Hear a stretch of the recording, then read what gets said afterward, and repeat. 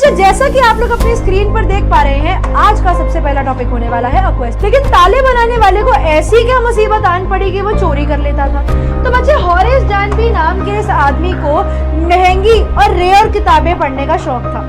अक्सर पतझड़ के मौसम में जब फूलों के ऊपर से उनके जो वो तिनके होते हैं, जब वो निकलते हैं, जब रुएं निकलते हैं, तो वो लोगों की नाक में जाकर ना उसे उन्हें छींके और बुखार कॉज कर देते हैं। और कि मेरे घर में पुलिस मुझे पकड़ने आ गई, मैंने ऐसी क्या चोरी करी है, ठीक है। और यहाँ पर पुलिस ने बताया कि उसके हाथों के निशान, उसके फिंगरप्रिंट्स जो है वो शॉर्ट ओवर ग्रेंज में मिले हैं। हेलो बच्चों, कैसे हो आप सब लोग। मैं निहारिका फिर से एक बार आप सब बच्चों का स्वागत करती हूँ आपके समरी लेक्चर की इस सीरीज में। और मैं उम्मीद करती हूँ आप बच्चे मस्त होंगे, स्वस्थ होंगे, खूब बढ़िया से अपनी पढ़ाई कर रहे होंगे। ये समरी लेक्चर्स बच्चे जो आप लोगों के लिए डल रहे हैं, इनका आपको भरपूर फायदा हो रहा होगा। आप लोगों को पढ़ाई में मजा भी आ रहा होगा और आपके चैप्टर्स की खूब बढ़िया से रिवीजन भी हो रही होगी। तो बच्चों जैसा कि आप लोग देख पा रहे हैं, आज हम लोग आ गए हैं हमारे लेक्चर नंबर 6 की तरफ। और इस लेक्चर में बच्चे हम लोग करने वाले हैं हमारे फुटप्रिंट्स विदाउट फीट बुक के 2 अगले चैप्टर को। वो चैप्टर्स कौन से होने वाले हैं भैया? वो चैप्टर होने वाला है अ क्वेश्चन ऑफ ट्रस्ट और होने वाला है द मिडनाइट विजिटर। हम लोगों ने बच्चे अभी तक मिसेस पंफ्री की स्टोरी करी, हमने हरी और अनिल की स्टोरी करी। आज हम लोग बढ़ने वाले हैं हमारे अगले 2 चैप्टर्स की तरफ, that is chapter number 3 the question of trust and chapter number 4 that is the midnight visitor. तो बच्चे सबसे पहले हम लोग शुरू करेंगे क्वेश्चन ऑफ ट्रस्ट से। तो बिना किसी देरी के, बिना किसी रुकावट के, आइए शुरू करते हैं हमारे पहले टॉपिक ऑफ द क्लास को। तो बच्चे जैसा कि आप लोग अपनी स्क्रीन पर देख पा रहे हैं, आज का सबसे पहला टॉपिक होने वाला है क्वेश्चन ऑफ ट्रस्ट, यानी आपके विश्वास पर एक सवाल। तो बच्चे ये स्टोरी दी गई है by Victor Canning, a question of trust, trust पर किया जाने वाला एक सवाल। ये स्टोरी बच्चे है 2 लोगों के बारे में, एक हॉरेस डैनबी नाम के आदमी के बारे में, ठीक है, और दूसरा है हमारे पास अ लेडी इन रेड। कौन है हमारे पास? हमारे पास है लेडी इन रेड, ठीक है। ये 2 कैरेक्टर्स बच्चे हमारी स्टोरी के अंदर हैं, हॉरेस डैनबी और लेडी इन रेड, जैसा कि आप लोग इस इमेज में देख ही पा रहे हैं। हॉरेस डैनबी बच्चे एक लॉक मेकर था, यानी इसका काम ताले बनाने का था, और सरप्राइजिंगली एक चोर था, ठीक है।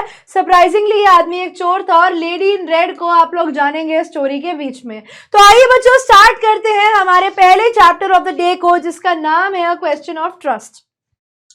तो बच्चे स्टोरी कुछ इस प्रकार शुरू होती है। The story is about A 50-year-old man. ये स्टोरी किसके बारे में है? ये स्टोरी 50 साल के अधेड़ आदमी के बारे में है, हु मेक्स लॉक्स, जो क्या बनाता है? जो ताले बनाने का काम करता है, ताले बनाने वाला ये आदमी है। And lives with a housekeeper, और इनके घर में इनका एक सर्वेंट, इनके घर में इनका एक नौकर रहता है।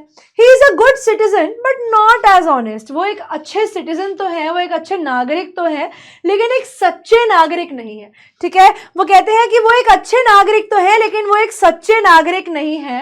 As he commits a robbery every year, क्योंकि इस लॉक बनाने के काम के अलावा वो हर साल एक चोरी करते थे, ठीक है। हर साल वो एक चोरी करते थे, हर साल में एक चोरी करना उनका फिक्स था। अब सवाल ये आता है कि मैम वो तो ताला बनाता है, ताला बनाने वाले को तो पता है कि ताला कैसे बनता है, ताले में क्या क्या है, सब कुछ हो गया, लेकिन ताले बनाने वाले को ऐसी क्या मुसीबत आन पड़ी कि वो चोरी कर लेता था। तो बच्चे हॉरेस डैनबी नाम के इस आदमी को महंगी और रेयर किताबें पढ़ने का शौक था, ठीक है। इन्हें महंगी और रेयर किताबें पढ़ने का शौक था। एंड क्योंकि वो किताबें इतनी महंगी आती थी, जो इनके लॉक बनाने के प्रोफेशन में जब तक ये रहते थे, तो ये शायद उतना पैसा नहीं कमा पाते थे। तो इसीलिए इन्होंने क्या किया, इसीलिए हर साल ये किसी ऐसे घर में चोरी करते थे जहां पर बहुत ज्यादा पैसा होता था, उस घर को स्टडी करते थे और उसके बाद जाकर उस घर में चोरी कर लेते थे। His plan his robberies in such a way that the money he gets from there lasts for him for an year। वो ऐसे ही घरों में डाका डालते, वो ऐसे ही घरों में जाकर चोरी करते जहां से इतना पैसा आ जाता कि अगले 1 साल तक उस एक चोरी से वो अपनी अलग अलग महंगी और रेयर किताबें खरीद सकते जो वो पाना चाहते थे and he is able to buy rare and expensive books. बेटा बहुत जरूरी बात है, किताबों का जो प्यार था इनके मन में, ये बिब्लियोमेनियक थे। ये कौन थे? ये बिब्लियोमेनियक थे। बच्चे बिबली का मतलब होता है किताब और मेनियक का मतलब होता है पागल, तो किताबों के लिए पागल थे ये। इन्हें नॉवेल्स पढ़ना, किताबें पढ़ना इतना अच्छा लगता था कि इनकी कलेक्शन में सारी रेयर और एक्सपेंसिव किताबें थी। और सरप्राइजिंग बात यह है कि वो किताबें अपने पास रखने के लिए इस पैसा था नहीं इतना, तो चोरी करके ये वो पैसा इकट्ठा करते और उसके बाद वो महंगी महंगी किताबें खरीदते। He buys these book because he is really fond of collecting rare and expensive book. ये बस एक शौक था इन्हें और वो शौक के चक्कर में ये चोरी करा करते थे। He plans to commit a robbery at a grange named Shortover grange. और इस साल उन्होंने एक घर के अंदर, ठीक है, इस साल उन्होंने एक शॉर्टओवर ग्रेंज नाम की ग्रेंज में, यानी एक बड़े से घर में, एक बड़े से मैंशन में, एक आप कह सकते हो कि बंगलो में चोरी करने का सोचा और उस घर का नाम था बच्चे शॉर्टओवर ग्रेंज। अब क्योंकि चोर चोरी करने से पहले अपनी जगह के बारे में बहुत अच्छे से विस्तार से पढ़ता है, समझता है, सब कुछ पढ़ता है, उस जगह के बारे में अंडरस्टैंड करता है। यहां पर भी हमारे इस चैप्टर में हॉरेस डैनबी ने उस घर के बारे में सारी इंफॉर्मेशन रेडी कर ली थी। उसने भी इस घर के बारे में सब कुछ पता करवा लिया था, सब कुछ पता निकलवा लिया था और उसके बाद वो अब इस घर में चोरी करने जाने वाले थे। यानी चोरी ऐसे ही करने नहीं चले गए, चोरी करने से पहले उन्होंने इस घर की सारी इंफॉर्मेशन इकट्ठी करी। He takes all the information about the house, कि फैमिली कहाँ पे गई है, कितने लोग उनके घर में हैं, कितने सर्वेंट्स उनके घर में काम करते हैं, सर्वेंट्स कहाँ पर कितने बजे होते हैं, उनका नाम क्या है, उनके डॉग का नाम क्या है, घर की वायरिंग कहां पर है, बिकॉज घर में घुसने के लिए घर की वायरिंग को काटना पड़ेगा, घर के अंदर सेफ कहां पर है, यानी घर के अंदर जो तिजोरी है, अब चोरी कहां करनी है, तिजोरी में करनी है, तो घर के अंदर तिजोरी कहां पर है, एंड इवन इंफॉर्मेशन की उसके अंदर कितने महंगे ज्वेलरी पड़ी है उस सेफ के अंदर, ये सब उन्हें पता होता था। तो देखा जाए तो वो एक बहुत ही एक्सपीरियंस्ड थीफ थे। वो कैसे थे? वो एक बहुत ही एक्सपीरियंस्ड थीफ थे, बहुत समझदार चोर निकले वो।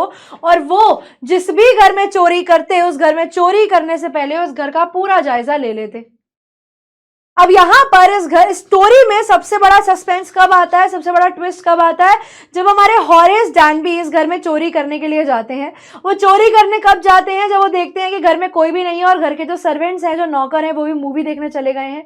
3 घंटा उस घर में कोई नहीं होगा, तो उस घर में वो बहुत प्यार से जाके चोरी कर सकते हैं। अब एक सवाल आप लोगों के जहन में उठ रहा होगा कि मैम अगर वो चोरी करने जा भी रहे हैं तो घर में ऐसा क्या था कि वो चोरी करने में इतना पॉसिबल हो गए, मतलब इतने कैसे वो सक्षम हो सकते हैं घर में चोरी करने के लिए? उनको तो पता ही नहीं होगा ना घर में सब कुछ कहां पड़ा है, पर अगर ये सब चीजें उन्हें कैसे पता लगी? तो बच्चे ये जो घर है शॉर्टओवर ग्रेंज, इस शॉर्टओवर ग्रेंज के बारे में, ठीक है, इस शॉर्टओवर ग्रेंज के बारे में इन्हें कैसे पता लगता है? शॉर्टओवर ग्रेंज के बारे में बच्चे इन्हें पता लगता है, कितनी स्टोरी है अभी, ठीक है, इन्हें शॉर्टओवर ग्रेंज के बारे में कैसे पता लगता है? इन्हें शॉर्टओवर ग्रेंज के बारे में पता लगता है एक मैगजीन से। कैसे?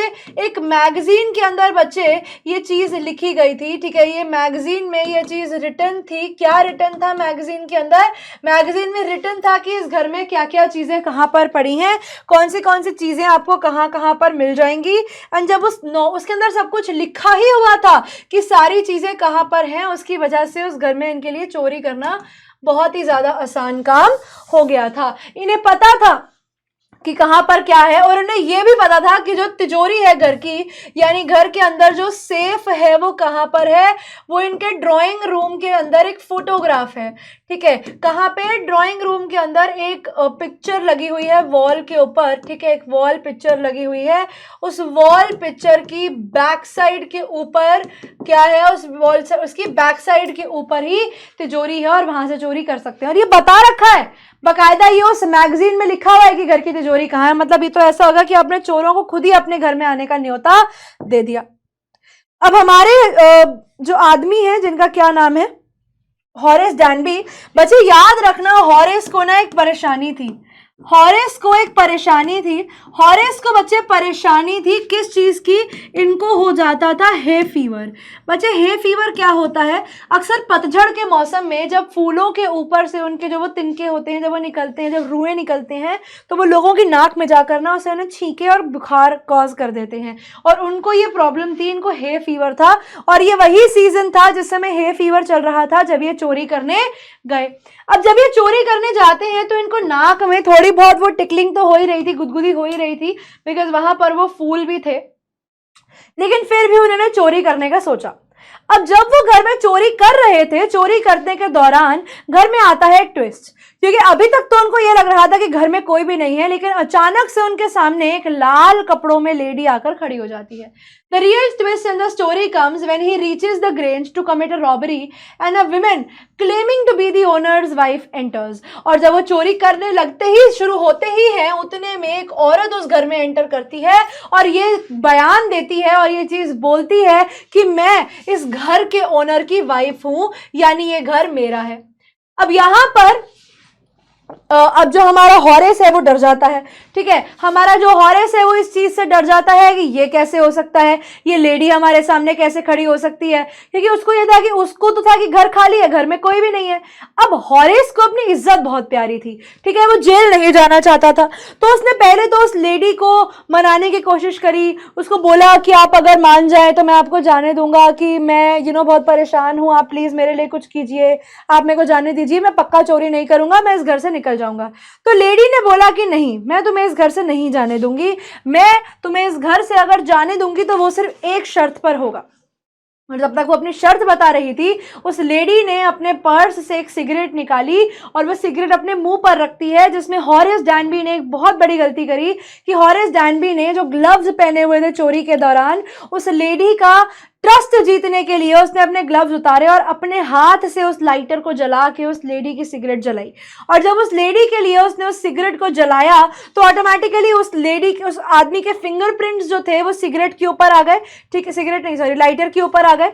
उसके बाद उस लेडी ने उसे एक शर्त दी, उसे एक कंडीशन दी कि अगर तुम चाहते हो कि मैं तुम्हें यहां से शांति से जाने दूं तो उसके लिए तुम्हें मेरी एक मदद करनी पड़ेगी। अब हॉरेस जो था वो यहां से निकलने के लिए इतना ज्यादा बावला हुआ पड़ा था कि उसने ये भी अंडरस्टैंड नहीं किया कि वो लेडी उसे क्या बोलती है। और वो बोलता है कि आप जो मुझे बोलेंगे मैं करने को तैयार हूं, बट आप प्लीज मुझे यहां से जाने दीजिए, मैं यहां से जाना चाहता हूं और मैं आपको पक्का वादा करता हूं कि मैं चोरी बिल्कुल भी नहीं करूंगा। Now just give me a second.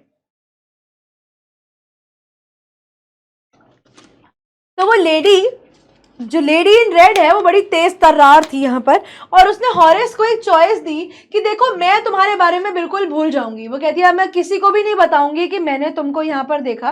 वो कहती है मैं किसी को भी नहीं बताऊंगी, मैं तुम्हें बिल्कुल भूल जाऊंगी कि मैंने तुमको देखा, अगर तुम मेरे लिए ये सेफ ओपन कर दोगे, अगर तुम मेरे लिए ये तिजोरी ओपन कर दोगे। और यहाँ पर तिजोरी ओपन करते समय उस लेडी ने हॉरेस को ये तक बोला कि देखो मैं इतने समय अपने घर से बाहर थी, तो मैं सेफ का जो पासवर्ड है, सेफ का जो लॉक का पासवर्ड है, मैं कोड भूल गई हूं, तो इसीलिए मैं चाहती हूँ कि तुम मेरे लिए ये कोड खोल दो और मैं वादा करती हूँ कि मैं घर में किसी को भी नहीं बताऊंगी कि तुम हमारे घर में चोरी करने आए थे। यहां पर भी हॉरेस को ये चीज समझ में नहीं आती कि शायद से इसका पागल बनाया जा सकता है, वरना घर की ओनर इतनी शांत कैसे है कि वो कहती है कि तुम कुछ मत करो, तुम बस मुझे लॉक खोल कर दे दो, मैं तुम्हारे बारे में किसी को भी नहीं बताऊंगी। लेकिन हॉरेस उसको अपनी इज्जत इतनी प्यारी थी कि उसने इस बात पर भी ध्यान नहीं दिया और उसने क्या किया, उसने बोला कि ठीक है मैं आपको खोल के लॉक दे दूंगा। उसने ये बोला कि वो उसे एक पार्टी पर जाना है, उसे ज्वेलरी चाहिए पार्टी में पहनने के लिए, लेकिन वो कोड भूल गई है, तो क्या हॉरेस उसके लिए वो खोल देगा? अब हॉरेस को यहाँ पर ये रियलाइज नहीं होता कि वो गेट जो है, वो सेफ जो है, वो किसी दूसरे चोर के लिए खोल रहा है, बिकॉज उसको इस चीज का अंदाजा ही नहीं था कि वो औरत उस घर की असली मालकिन नहीं थी, जबकि वो भी उसके जैसी ही एक चोर थी। लेकिन जब उसने आसपास की पूरी सिचुएशन को देखा, समझा, परखा, तो उसको ये चीज रियलाइज हुई कि अगर वो हॉरेस को पागल नहीं बनाएगी तो शायद वो भी उसके जैसे फंस जाएगी। तो उस औरत ने बड़ा तेज दिमाग लगाया और अपने घर में, इस घर में आकर उस घर की मालकिन होने का नाटक किया। ये जानकर नाटक किया, ये दिखाने के लिए नाटक किया कि इस घर की मालकिन मैं हूं और मैं कोड भूल गई हूं, तो तुम मुझे बस कोड बता दो और मैं यहां से चली जाऊंगी। And that she is not the actual owner of the house. और हॉरेस जो है वो उस लेडी को ज्वेलरी दे देता है, लेडी भी निकल जाती है और हॉरेस भी निकल जाता है। हॉरेस बड़ा खुश होकर निकलता है कि चलो कम से कम चोरी करी तो नहीं गई, कोई फर्क नहीं पड़ता। लेकिन उसने उस लेडी के लिए वो सेफ खोल दिया और बिना ग्लव्स पहने खोल दिया, और वो कहता है कि चलो कुछ हो या नहीं हो, ही वॉज सेव्ड। उसको लगा कि चलो मैं पुलिस के जाने से तो बच गया, कम से कम मेरा राज नहीं खुला, अब कोई फर्क नहीं पड़ता मैं। और यहां पर हॉरेस ने इस लेडी को प्रॉमिस किया था कि वो इसके बाद कभी भी चोरी नहीं करेगा। लेकिन तीसरे ही दिन उसका मन जो था वो बदलने लगता है और वो सोच रहा था कि मेरे को किताबें तो चाहिए, मुझे चोरी तो करनी पड़ेगी। अब यहां से हॉरेस जब अपने घर आ जाता है तो घर आने के 3 दिन बाद हॉरेस के घर पे पुलिस दस्तक देती है और आकर उसको अरेस्ट कर लेती है। अब ये चीज हॉरेस के लिए बड़ी सरप्राइजिंग, हॉरेस बड़ा शॉक में कि ऐसा कैसा हो सकता है कि मेरे घर में पुलिस मुझे पकड़ने आ गई, मैंने ऐसी क्या चोरी करी है। ठीक है, और यहां पर पुलिस ने बताया कि उसके हाथों के निशान, उसके फिंगरप्रिंट्स जो है वो शॉर्ट ओवर ग्रेंज में मिले हैं और उसे चोरी के जुर्म में जेल में डाला जा रहा है। यहां पर हॉरेस डैनबी को 2 चीजें समझ में आई कि एक तो उसने सबसे बड़ी गलती करी वहां पर, जो उसने ग्लव्स उतार दिए उस लेडी को मनाने के चक्कर में, और बिना ध्यान दिए उसने बिना ग्लव्स पहने उसने चोरी दरवाजा खोला सेफ का, उस सेफ के ऊपर उसके फिंगरप्रिंट्स आ गए और वो पकड़ा गया। और दूसरा, उसको बुरा लगता है, उसको एक धक्का लगता है दिली दिल में कि वो औरत जिसने बोला था कि वो इस घर की ओनर है, जबकि वो खुद भी एक चोर निकली और वो इस घर की ओनर नहीं थी, कि उसे एक औरत ने पागल बना दिया था जो खुद में एक चोर थी, और यहाँ पर वो चोरी करने ही आई थी, वो पागल बनाने ही आई थी। और यहाँ पर हॉरेस डैनबी जो है वो 50 साल का होने के बाद भी, इतनी चोरियां करने के बाद भी इतनी आसानी से किसी औरत की बातों में आ गया और खुद की ज्वेलरी, मतलब खुद तो जेल में जा रहा है और ज्वेलरी भी उसके हाथ से चली गई। तो उसके बाद जब भी बच्चे बात होती है ऑनर अमंग थीव्स की, जब भी किसकी बात होती है, ऑनर अमंग थीव्स की, यानी चोर चोर मुसेरे भाई की, तब हमेशा हॉरेस को गुस्सा आता है क्योंकि यहाँ पर चोर ने ही चोर को धोखा दे दिया। जबकि चोरों में ऐसा एक अनसेड पैक्ट है, अनसेड उनका एक रूल है कि कोई भी चोर किसी दूसरे चोर को वो नहीं देगा, धोखा नहीं देगा। जबकि यहां पर एक चोर ने दूसरे चोर को धोखा दे दिया। तो जब उसे अब जेल में डाल दिया जाता है और वहां पर वो एक लाइब्रेरियन बन जाता है। अब उसका किताबें पढ़ने का सपना तो सच हो जाता है, लेकिन कहां जाकर होता है, जेल में जाकर होता है। और जब भी वो ऑनर अमंग थीव्स के बारे में सोचता है, चोर चोर मुसेरे भाई के बारे में सोचता है कि चोर तो कभी दूसरे चोर को धोखा नहीं देंगे, वो दोनों साथ में मिलकर काम करेंगे, इस चीज पर उसे हमेशा गुस्सा आता है। क्योंकि उस दिन उस लड़की की वजह से हमारा हॉरेस डैनबी जो है वो बहुत पागल बन जाता है, और उस पागलपन के चक्कर में ही वो क्या करता है, वो सेफ उस लेडी के लिए खोल देता है और वो लेडी वहां से हंसी खुशी चोरी करके चली जाती है और हॉरेस डैनबी की जिंदगी जो है उसे बर्बाद कर देती है। और अब हॉरेस डैनबी कहां पर है, वो जेल में है। ठीक है बच्चों, तो यहां पर आकर बच्चे ये चैप्टर हो जाता है समाप्त। अब आते हैं भैया इस चैप्टर के सेंट्रल आइडिया के ऊपर कि ये चैप्टर आपको क्या सेंट्रल आइडिया देता है। भैया देखो, ये चैप्टर और इसका अगला चैप्टर आपको एक सेंट्रल आइडिया मेनली तो जरूर देते हैं, वो ये है do not trust anybody easily. किसी भी इंसान पर इतना इजीली विश्वास नहीं करना चाहिए। डू नॉट ट्रस्ट इजीली, ठीक है। Check before you do something. जब भी कुछ कर रहे हो सो उससे पहले you need to check it. तुम कुछ भी करने से पहले उस चीज को देखो।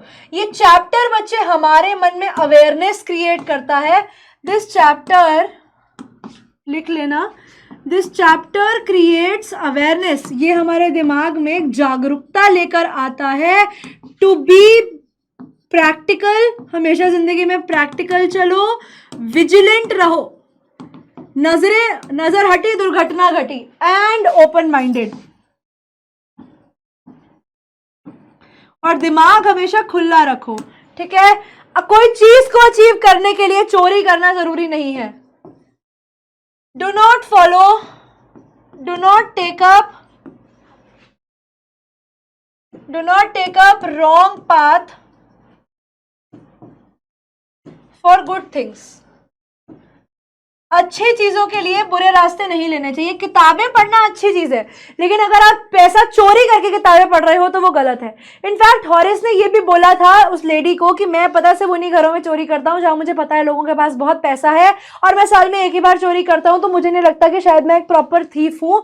बट हाँ, अगर आपको लगता है तो आप मान लीजिए, लेकिन मुझे नहीं लगता जो काम मैं कर रहा हूँ वो किसी भी हाल में गलत है। चलिए बच्चों, अब हम लोग शुरू करेंगे हमारे सेकेंड चैप्टर को। आप लोग मुझे अभी तक कमेंट बॉक्स में ये बता दीजिए कि इतना क्या आप लोगों को समझ में आ गया है, क्लियर हो गया है फर्स्ट चैप्टर। तो सेकेंड चैप्टर जिसका नाम है the midnight visitor by Robert Arthur हम लोग स्टार्ट करेंगे। तो अब जैसा कि बच्चों मैंने बोला था कि पहली स्टोरी से काफ़ी मिलती जुलती हमारी सेकंड स्टोरी भी है। सेकंड स्टोरी का नाम जैसा आप लोग देख पा रहे हैं मिडनाइट विजिटर, है ना। सेकंड स्टोरी का क्या नाम है भाई? सेकंड स्टोरी का नाम है द मिडनाइट विजिटर।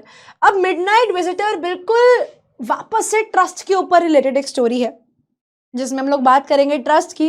किसका किस पर ट्रस्ट की बात होने वाली है बच्चे, दो डिटेक्टिव्स के बीच में। तो यहाँ पर बच्चे हमारी स्टोरी में तीन मेन कैरेक्टर्स होंगे। हमारे पास कौन कौन होने वाला है हमारी स्टोरी में? हमारे पास बच्चे होने वाले हैं सबसे पहले मैक्स, फिर आते हैं बच्चे हमारे पास स्टोरी में ऑजिबल, और बच्चे हमारे पास आते हैं फोलर। अब बच्चे ये कौन कौन क्या क्या है पहले ये समझेंगे थोड़ा बहुत। सबसे पहले बात करेंगे बच्चे ऑजिबल के बारे में। ऑजिबल एक डिटेक्टिव है, मैक्स भी एक डिटेक्टिव है, फोलर बच्चे एक राइटर है। तो फोलर एक राइटर होने के नाते क्या करता है, ऑजिबल के पास आता है, क्योंकि उसे ऑजिबल से अपनी राइटिंग के लिए कुछ इंस्पिरेशन चाहिए होती है, कुछ मदद चाहिए होती है, जो वो चाहता है कि ऑजिबल उसकी कर दे। अब क्योंकि वो एक डिटेक्टिव के पास आया है तो उसको उम्मीद थी कि जब वो डिटेक्टिव के पास जाएगा तो वहाँ का एटमॉस्फेयर भी डिटेक्टिव जैसा होगा, वहाँ पर लोग उसको छुपते छुपाते बुलाने आएंगे, यूजिंग किसी को पता नहीं होगा कि वहाँ डिटेक्टिव रहता है। वो टिपिकल जेम्स बॉन्ड वाली इमेजिनेशन आएगी, बिल्कुल वैसी फील आएगी। लेकिन ऐसा कुछ भी नहीं होता, ना वहाँ पे कोई जेम्स बॉन्ड वाली फीलिंग आती है, ना कुछ, ना उसे कोई लड़की बुलाने आती है। जबकि खुद से ऑजिबल, जो एक हट्टा कट्टा मोटा छोटी हाइट का आदमी है, वो खुद यहाँ पर फोलर को बुलाने आता है। तो फोलर के सारे सपने टूट जाते हैं कि क्या ही खास यहाँ पर होगा। लेकिन देखते ही देखते स्टोरी में आता है एक ट्विस्ट, और ऐसा जरूर होता है कि फोलर जिस इंटरेस्ट का इंतजार कर रहा था, जो थ्रिल का इंतजार कर रहा था, वो फोलर को मिल जाती है, और उसकी शुक्रिया उसे करना चाहिए मैक्स को। तो आइए स्टोरी शुरू करते हैं बच्चे हमारी अब अगली, जिसका नाम है द मिडनाइट विजिटर। तो बच्चे मिडनाइट विजिटर स्टोरी है किसके बारे में? ऑजिबल के बारे में, जैसा आप लोगों को पता है, जो एक विटी सीक्रेट एजेंट था। विटी का मतलब आप यहाँ पर कह सकते हो कि बच्चे दिमाग वाला, ठीक है। वो एक बड़ा ही दिमाग वाला सीक्रेट एजेंट था। सिंपल टर्म से बात की जाए तो एक खुफिया एजेंट था वो। He was with a writer named Fowler throughout the evening। जिस शाम की ये कहानी है, उस पूरी शाम को वो एक राइटर के साथ था, जिस राइटर का नाम था Fowler. Fowler was interested in spending time with a secret agent. ये फोलर इनको मिलने इसीलिए आया था ताकि वो यहाँ पर अपनी कुछ स्टोरी की इंस्पिरेशन ले सके, और इस पूरी उम्मीद में कि यहाँ पर उसको बहुत कुछ इंटरेस्टिंग मिलेगा।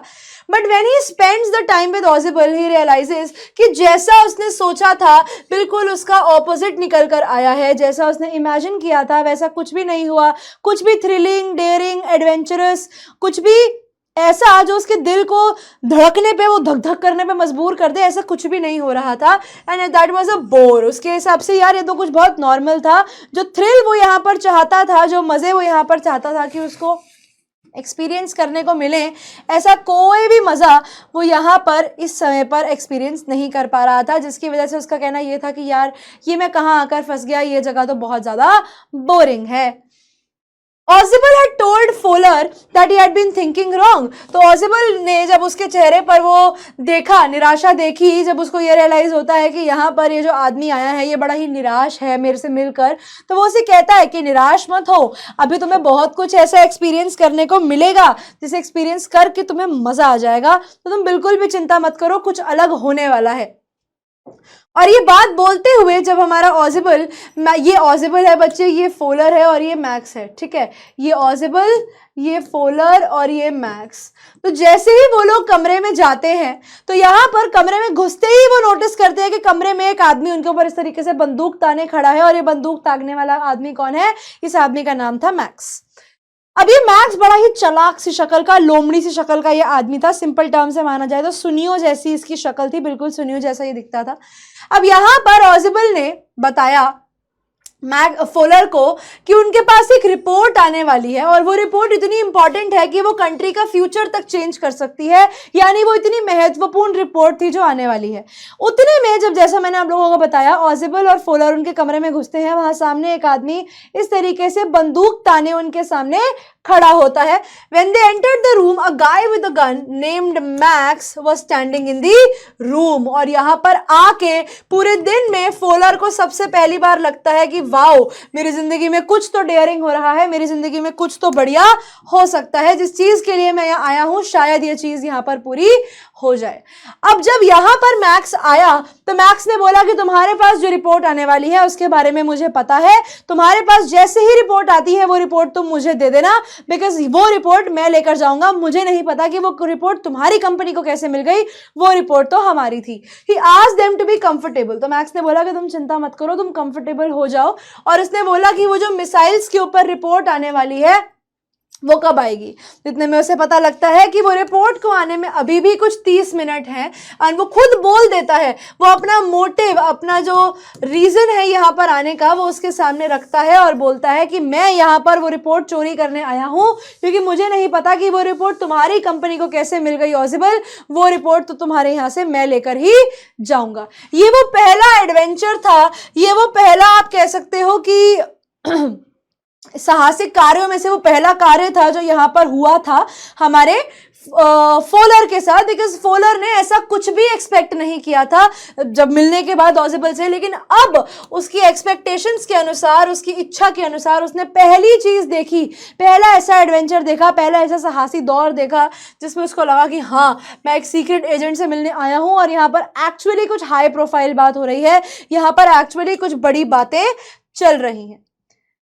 अब जब while they were tolding Ozible, okay, while they were talking, ऑजिबल ने बोला कि तुम यहाँ पर मेरी बालकनी से आए हो ना। तो यहाँ पर ऑजिबल ने एक बात बोली, उसने बोला कि तुम यहाँ जरूर अब मेरी बालकनी से आए हो ना, वही बालकनी का रास्ता लिया है ना तुमने आने के लिए। तो मैक्स बड़ा ही सरप्राइज हो जाता है और बोलता है कि बालकनी, मुझे तो पता भी नहीं तुम्हारे यहाँ बालकनी है, मेरे पास तुम्हारे कमरे की एक पास की है। वो कहता है कि मेरे पास तो तुम्हारे कमरे की एक पास की है, मेरे पास तो तुम्हारे कमरे की एक दूसरी चाबी है, मैं उस चाबी को यूज करके तुम्हारे कमरे में आया हूँ, मुझे तो पता ही नहीं तुम्हारे घर में कोई बालकनी भी है क्या। तो यहाँ पर हमारा ऑजिबल जो है वो एक कहानी सुनाता है और बताता है कि हाँ, ये जिस फ्लोर में मैं रह रहा हूँ, पहली बात तो ये 6th floor of the house है। बच्चे आप लोग याद रखेंगे, 6th floor of the hotel, actually ये होटल का 6ठा फ्लोर है। ही सेज मेरे होटल के नीचे पहले एक बड़ा कमरा हुआ करता था, मेरा रूम जो है बड़ा कमरा हुआ करता था, लेकिन उसमें फिर पार्टीशन डाल दिया गया, उस कमरे के 2 हिस्से कर दिए गए। और वो कहता है उस कमरे के जस्ट नीचे एक बालकनी है। ही सेज उस बालकनी में कोई भी, उस बालकनी को पकड़ के, उस बालकनी की रेलिंग को पकड़ के कोई भी मेरे कमरे में आ सकता है। और इसे 2 टाइम्स लोग मेरे कमरे में इस तरीके से ऑलरेडी आ गए हैं और अब तुम मेरे कमरे में इस तरीके से घुस रहे हो। अब यहाँ पर हमारे मैक्स को विश्वास हो जाता है कि माय गॉड, ये बात तो सही कह रहा है। इसने बोला कि हमारे कमरे में कोई आ जाता है तो सच में ही यहाँ पर कोई आ जाता होगा। देयर आर रियल चांसेस कि somebody has come here, यहाँ पर बालकनी में कोई आ जाता है या बालकनी यहाँ पर सच में प्रेजेंट है। यहाँ पर अब कहानी कहती है, while they were talking, Ozible started with a story। किस तरीके से एक आदमी पहले इनकी बालकनी में एंटर कर गया था पिछले मंथ, जो उसके रूम के बिल्कुल नीचे है। While they were talking, और जब तक वो अपनी कहानी सुना रहा होता है कि हमारे कमरे के नीचे जस्ट एक बालकनी है, उतने में ही दरवाजे पर एक खटखट होती है, उतने में ही दरवाजे पर एक नॉक होती है दरवाजे पर। अब यहाँ पर हमारा जो मैक्स है वो डर जाता है, क्योंकि मैक्स को लगता है कि पुलिस आ गई, क्योंकि यहाँ पर ऑजिबल ने बोला था कि उन्होंने पुलिस को बुलाया है, इतने इंपॉर्टेंट डॉक्यूमेंट्स हैं तो बिना पुलिस के काम कैसे होगा। ऑजिबल सेड कि पक्का पुलिस आई होगी, as he wanted them to check on him after something, because he wanted to make the reports that were coming in the come to be extra secure. तो यहाँ पर हमारे ऑजिबल ने मैक्स को ये रीजन दिया कि मैंने तो पुलिस बुलाई थी, और पुलिस को बुलाने के पीछे मेरा सबसे बड़ा कारण ये था कि मुझे पता है कि जो रिपोर्ट्स मेरे पास आने वाली हैं वो बहुत जरूरी रिपोर्ट्स हैं, बहुत महत्वपूर्ण रिपोर्ट्स हैं, तो मैं नहीं चाहता कि उन रिपोर्ट्स के साथ कुछ गलत हो, इसीलिए मैंने उन रिपोर्ट्स के लिए पुलिस को बुलाया है और वो पुलिस यहाँ पर उन रिपोर्ट्स की रक्षा करने के लिए आई है। जब मैक्स ये चीज सुनता है कि यहाँ पर पुलिस आई है और उसे पता है कि क्योंकि वो एक झूठ बोल के गलत कहानी बनाकर इसके घर में घुसा है, तो वो डर जाता है और बोलता है कि मेरे को छुपने की जगह बताओ, जब पुलिस चली जाएगी तो ये पेपर्स भी मैं तुमसे लेकर चला जाऊंगा। तो मैक्स ने उनकी तरफ अपनी गन पॉइंट रखते हुए बोला कि मैं आपके लिए बालकनी के बाहर वेट करूंगा और उसके बाद जब पुलिस चली जाए तो उसके बाद तुम ये पेपर्स मेरे हवाले कर देना, वरना मैं तुम्हें जान से मार दूंगा। ही सेज वरना मैं तुम्हें शूट कर दूंगा। एंड ही सेज और मैं यहां से आपको, भले ही मैं फिर पुलिस के द्वारा पकड़ा जाऊं, मुझे कोई फर्क नहीं पड़ता, लेकिन पुलिस को मत बताना कि मैं यहां पर हूं, वरना मैं तुम्हें मार दूंगा और पुलिस को भी नहीं छोड़ूंगा। तुम्हें बिल्कुल भी नहीं बताना है कि मैं यहां हूं। ये बोलकर और मैक्स ने क्या किया, मैक्स इस तरीके से बालकनी से नीचे कूद गया देखने के लिए बालकनी पे कि वहां पर वो चला जाएगा। अब जैसे डोर नॉब खुलता है, जैसे ही दरवाजा खुलता है, मैक्स उस विंडो से बाहर कूद जाता है और बाहर कूदने के ऊपर उन्हें एक्सपेक्टेड था कि वो बालकनी में लैंड करेगा, वो बालकनी में गिरेगा, लेकिन बालकनी में गिरने की कतई कोई भी आवाज वहां पर नहीं आती। उसकी बजाय क्या आती है, बहुत तेज किसी के चिल्लाने की आवाज आती है। और जैसे ही इनके कमरे का दरवाजा खुलता है तो वहां पर वो ये देखते हैं कि वहां पर एक वेटर था। पुलिस तो वहां पर आई ही नहीं, देयर वाज नो पुलिस। वहां पर एक वेटर था और वेटर कहता है कि मिस्टर ऑजिबल, जो आपने वाइन ऑर्डर करी थी मैं वो आपको देने आया हूं। यानी यहां पर ऑजिबल को भी पता था कि बाहर पुलिस नहीं है, बाहर कौन है, बाहर सर्वेंट है। और जानकर यहां पर ऑजिबल ने झूठ बोला था मैक्स को कि बाहर पुलिस खड़ी है, ताकि वो अपने थ्रेट को, ताकि अपने डर को, जो आदमी उसके सामने खतरा बनकर खड़ा है उसके खतरे को वो साइड कर सके। तो जान के उसने झूठ बोला कि वहां पर पुलिस बाहर खड़ी है और कोई और इंसान नहीं। लेकिन सच में सच कहानी क्या थी कि वहां पर एक वेटर खड़ा था वाइन के साथ और ऑजिबल को यह चीज पता थी। अब यहां पर फॉलर बोलता है कि यहां पर तो वेटर था, तुमने कहा था पुलिस है, लेकिन अब जैसे ही मैक्स को पता लगेगा कि तुमने उसको झूठ बोला है तो वो तुम्हें भी मार देगा, मुझे भी मार देगा और पेपर यहां से लेकर चला जाएगा। He keeps the bottle tray and glasses on the table और वेटर चला जाता है। अब उसके बाद क्या होता है, फॉलर बहुत सरप्राइज हो जाता है। वो कहता है कि तुमने तो कहा था पुलिस आएगी, लेकिन ऑजिबल ने बोला कि मेरे को पता ही था कोई पुलिस आने वाली ही नहीं है। तो फॉलर ने पूछा कि अब तुम मैक्स को क्या जवाब दोगे, बिकॉज मैक्स तो बालकनी में तुम्हारा इंतजार कर रहा है, जैसे ही वो अंदर आएगा वो पेपर तुमसे लेकर चला जाएगा, तुम्हारा प्लान तो फेल हो गया। तो ऑजिबल बोलता है कि वो आदमी अब कभी वापस आ ही नहीं सकता, he will never ever return, because reality तो ये है कि वहां पर कोई बालकनी थी ही नहीं।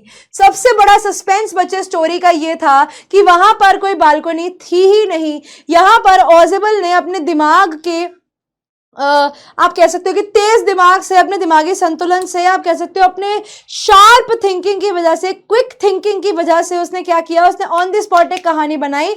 मैक्स को इस चीज पर विश्वास दिलाया कि वहां पर एक बालकनी है, बिल्कुल वैसे ही जैसे उस लेडी इन रेड ने हॉरेस को विश्वास दिलवाया था कि वो उस घर की मालकिन है, बिल्कुल वैसे ही यहाँ पर ऑजिबल ने मैक्स को विश्वास दिलाया कि वहां पर 110% एक बालकनी है। जिस तरीके से हॉरेस का पागल बना और उसने वो सेफ खोल दिया, वैसे ही मैक्स ने भी यहाँ पर ऑजिबल पे विश्वास करके, अपने दुश्मन पे विश्वास करके अपनी जान गंवा दी। क्योंकि कहां से मैक्स कहां से गिरा, मैक्स बच्चे 6th फ्लोर से गिरा। 6th फ्लोर से जब वो गिरेगा तो ऑब्वियसली उसके बचने का चांस नहीं था, मैक्स ऑन द स्पॉट मर जाता है।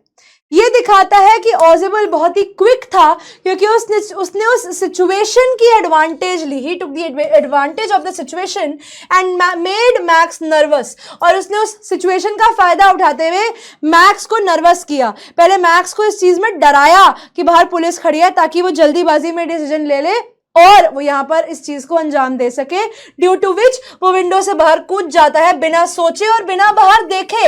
मतलब ये सोचो कि मैक्स इतना बड़ा पागल था कि उसने अपने दुश्मन तक पे विश्वास कर लिया कि जो वो बोल रहा है वो सही है, और उसकी बात सुनते हुए मैक्स विंडो से बाहर कूद गया। अब यहां से वो टॉप फ्लोर से कूदता है और इसकी वजह से वो मर गया। इसी तरीके से ऑजिबल ने आउटविट करा, मतलब आउटस्मार्ट किया, यानी उसका पागल बनाने में वो समर्थ हो गया, और उसने अपने आप को एक बहुत बड़ी डेंजरस सिचुएशन से, उसने अपने आप को गन पॉइंट से बचा लिया। तो बच्चे इसके जो वैल्यू पॉइंट्स हैं, इसके जो सेंट्रल आइडिया है वो बिल्कुल सेम है पिछले चैप्टर के साथ। यहां पर बस आप एक पॉइंट और ऐड कर सकते हो, presence of mind is very important. आपका दिमाग का खुला होना बहुत जरूरी है, ठीक है। आपको हमेशा अपने ओपोनेंट जैसा सोचना चाहिए। Think just like your opponent, अपने ओपोनेंट जैसा सोचो, उसकी कमियां पहचानो। अगर आप किसी अपने ओपोनेंट की, अपने ऑपोजिट रहने वाले इंसान की कमियां पहचान गए तो उसको हराना कोई बहुत मुश्किल काम आप लोगों के लिए नहीं होगा। तो इसी के साथ बच्चे हमारे अगले 2 चैप्टर्स भी हो जाते हैं खत्म। मैं उम्मीद करती हूं कि यहाँ पर ये 2 चैप्टर्स भी आपको बिल्कुल क्लियर होंगे। अगर आपको कोई भी डाउट आता है बच्चे तो आप लोगों के पास आपका कमेंट सेक्शन है, आप लोग मुझे अपने कमेंट सेक्शन में डाउट्स दे सकते हैं। आप लोगों को लेक्चर कैसा लगा मुझे जरूर बताइएगा। अब मैं मिलूंगी भैया आप लोगों को आपके नेक्स्ट क्लास में, same day same time next week. तब तक के लिए बच्चों पढ़ते रहो, आगे बढ़ते रहो। Good bye everyone and yes, a very very happy Diwali to all of you.